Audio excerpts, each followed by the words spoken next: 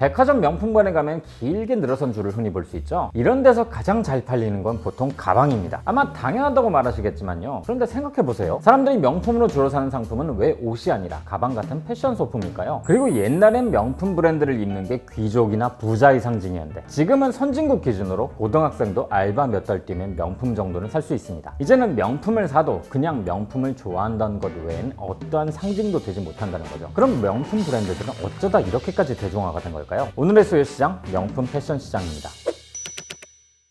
산업혁명으로 대량 생산이 등장하기 이전에 모든 제품들은 장인들이 수제로 만들었죠. 과거엔 대부분의 인구가 농업에 종사하고 있었고 대부분의 농부들은 그저 먹고 살 정도로만 벌 뿐 소비를 하기는 어려웠습니다. 장인에게 상품 제작을 의뢰하는 게 비쌌기 때문에 쉽게 감당하지 못했죠. 그래서 농기구든 가구든 대를 이어 사용하는 것이 일반적이었고요. 이건 우리나라도 마찬가지였죠. 자개나 장롱 같은 것들을 대물림하는 것이 흔했듯이요. 그러니까 장인들에게 상품 제작을 맡기는 사람들은 돈이 많거나 지위가 높은 사람들이었습니다. 왕이나 귀족, 부자 같은 사람들이죠. 그리고 이런 사람들에게 의뢰를 맡는 장인은 사람들에게도 높은 평가를 받을 수 있었습니다. 이게 바로 명품 브랜드의 시작이죠. 지금 이름만 들으면 아는 명품 브랜드들도 귀족들을 대상으로 사업을 시작했습니다. 루이비통과 에르메스의 설립자들도 원래 나폴레옹 3세와 유럽의 귀족들을 위한 가죽 제품을 만들던 사람이었죠. 19세기 말 이후 사회혁명으로 유럽에서 군주제가 점차 자취를 감췄지만 사람들의 욕망까지 사라진 건 아니었습니다. 귀족들은 사치스러움을 유지했고 새롭게 부유층으로 떠오른 기업가들도 금세 이들을 모방했죠.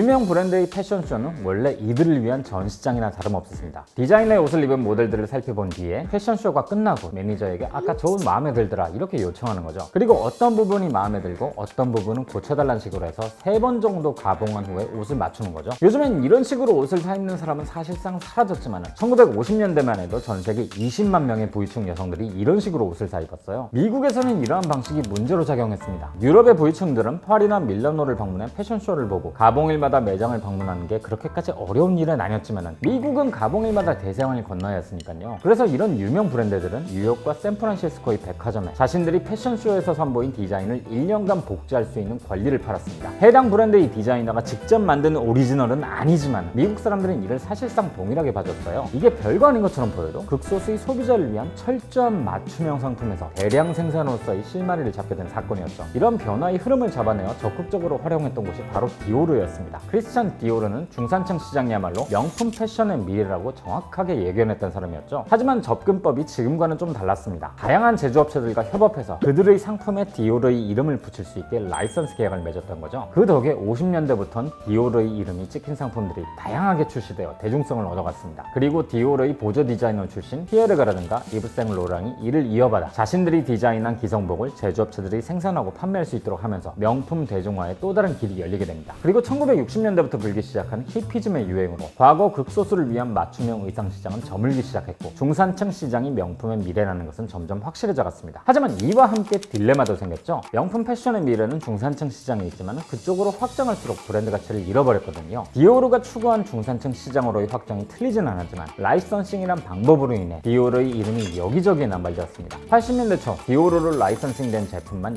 260개가 넘었거든요. 또 제품들의 대부분은 품질 관리가 이루어지지 않아서 디오르의 브랜드 가치에도 타격을 줬습니다. 명품이란 게 귀하면서도 품질이 좋아야 하는데 디오르는 정반대였던 거죠. 이 영향은 재무적으로도 잘 드러났습니다. 1980년대 초 디오르의 매출 90%는 라이선스에서 나왔고 이익은 적었거든요. 이 위기의 디오르를 인수한 것이 바로 현 LVMH 그룹 회장인 베르나르 아르노입니다. 원래 아르노는 건설업을 하던 사람인데 디오르를 인수하고 본인만의 방식으로 운영을 재검토했죠. 우선 라이선스 계약을 전부 재검토한 후에 정리했습니다. 그리고 생산과 유통, 마케팅을 디오르가 직접 하도록 바꿨고요. 이 모든 것을 직접 하게 되니 브랜드의 가치를 스스로 통제하고 관리할 수 있게 된 거죠. 이 덕에 매출과 이익 둘 다 크게 증가했고 디오르를 부활시킨 아르노는 이때 다양한 패션 제국을 설립할 생각을 하게 됩니다. LVMH 그룹의 인수 또한 이때 이루어졌고요. 70년대까지 루이비통은 극소수의 나이든 부유층을 대상으로 여행용 가방을 만들던 작은 브랜드였어요. 1977년 루이비통을 이끌던 80살의 르네 비통은 65살의 사위 앙리 라카미에게 경영을 맡깁니다. 이 사람은 원래 철강 사업가로 성공한 뒤 회사를 팔고 은퇴했지만 장인의 요즘 요청해 회사의 경영을 맡게 된 거죠. 그런데 이 라카미에도 아르노처럼 패션에 대해서 잘 몰랐지만 회사의 운영 방식을 조금만 바꾸면 더 큰 수익을 거둘 수 있다는 걸 알게 됩니다. 라카미에와 아르노 둘 다 외부인이었기에 이 점을 포착한 거죠. 그래서 직영점을 만들어 직접 판매를 하기 시작했고 7년 만에 매출은 15배, 이익은 30배나 증가시켰습니다. 또 모엣 헤네시와 합병을 추진해 거대 명품 그룹을 만들겠다는 꿈에 다가섰고요. 문제는 모엣 헤네시의 경영자이자 LVMH 회장으로 취임한 알랭 슈발리에와 사이가 안 좋았고 두 사람 간의 경영권 다툼이 새로운 회사의 문제거리로 떠오른 거였죠. 라카미에는 이때 아르노에게 연락을 해서 LVMH의 경영으로 끌어들이려 했습니다. 하지만 야심 많았던 아르노는 오히려 이 두 사람의 관계를 역이용해 다수의 지분을 취득해 두 사람 모두를 몰아내고 경영권을 독점합니다. 그리고 아르노는 더욱 강력하게 명품 대중화의 길을 걷기 시작하죠. 동일한 공장에서 동일한 직원을 이용해 여러 브랜드를 동시에 생산할 수 있는 생산체제를 구축했고 또 소수의 소비자들이 선호하는 전통적인 디자이너들을 쫓아내고 대중적이고 파격적인 디자이너들을 수석 디자이너로 앉혔습니다. 명품의 대중화에 있어서 가장 중요한 것은 소수의 평단이 내리는 평가가 아닌 대중의 화제성에서 온다는 것을 파악한 행보였죠. 보수적이고 폐쇄적이었던 명품 패션은 이렇게 아르노에 의해 완전히 뒤바뀌기 시작한 겁니다. 아르노는 디자인과 아름다움보다는 매출과 영업이익을 더 중요시하던 인물이었으니까요. 소비자들 입장에서 명품 브랜드는 단순한 상품이 아니었습니다. 내가 어떤 사람인지를 표현하는 데 있어서 가장 효과적인 수단이었으니까요. 20세기 중반 이후에 중산층의 소득이 증가했고 더 높은 수준의 소비를 지향하는 사람들의 욕망을 명품 브랜드가 해소해줬죠. 명품 시장이 대중화되다 보니 소비의 중심 또한 핸드백으로 옮겨가기 시작했습니다. 핸드백은 브랜드 로고가 옷보다 훨씬 쉽게 드러나는데 이 점이 나를 표현하고 드러내기 위해 명품을 사던 중산층의 니즈를 채워줬습니다. 게다가 옷과 달리 트렌드가 지나갔다고 옷장에서 묵히게 될 염려도 없었고 사이즈에 구애받지도 않기 때문에 생산과 재고의 측면에서도 효율이 좋았죠. 그래서 매년 명품 옷들을 바꿀 여력이 되지 않는 소비자들에게 옷 대신 핸드백 유행을 권하기 시작했고 명품 시장은 옷에서 액세서리로 비중이 옮겨가기 시작한 겁니다. 명품 브랜드 입장에서도 더 많은 중산층들을 끌어들이기 위한 입문 아이템으로 딱이었죠. 그 중엔 에르메스의 버킨백 같은 돈이 있어도 살 수 없는 상품도 있었지만 대부분은 부유층이 아닌 중산층도 소유할 수 있는 대중성 있는 상품들로 명품의 영역이 확장된 거예요. 그 덕에 쓸어 담을 수 있는 돈의 규모도 과거에 비해 엄청나게 커졌습니다. 작년 기준 글로벌 명품 시장 규모는